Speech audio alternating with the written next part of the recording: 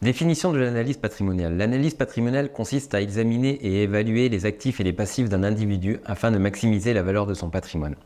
Dans le contexte de l'acquisition immobilière, cela implique de comprendre en profondeur la situation financière de l'acquéreur pour lui fournir des conseils personnalisés. Cette analyse inclut l'évaluation des revenus, des dépenses, des dettes et des investissements de l'acquéreur. L'objectif est de dresser un tableau de la santé financière de l'acquéreur afin de déterminer sa capacité à financer un projet immobilier et sans risque de surendettement. L'évaluation de la capacité d'endettement. La capacité d'endettement est un indicateur pour déterminer le montant maximal de l'acquéreur peut emprunter sans risquer le surendettement.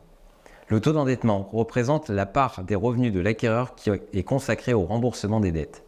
Depuis le 1er janvier 2022, il est généralement recommandé que ce taux ne dépasse pas 35% des revenus nets pour une durée d'emprunt de 25 ans maximum. En dépassant ce seuil, l'acquéreur pourrait se retrouver dans une situation financière difficile, incapable de faire face à ses obligations financières. En calculant ce taux, vous pouvez conseiller l'acquéreur sur un niveau d'endettement soutenable et réaliste. Les différents types de financement. Les acquéreurs peuvent financer leur achat immobilier grâce à diverses sources telles que leurs économies, un héritage, la vente d'un autre bien ou des prêts spécifiques comme le prêt à taux zéro, le prêt épargne logement, etc. En connaissant les caractéristiques et les conditions de chaque source de financement, vous pouvez guider l'acquéreur vers les solutions les plus avantageuses et les mieux adaptées à sa situation financière. Le calcul du coût global d'acquisition. Lorsqu'un client achète un bien immobilier, le coût global d'acquisition inclut bien plus que le prix de vente.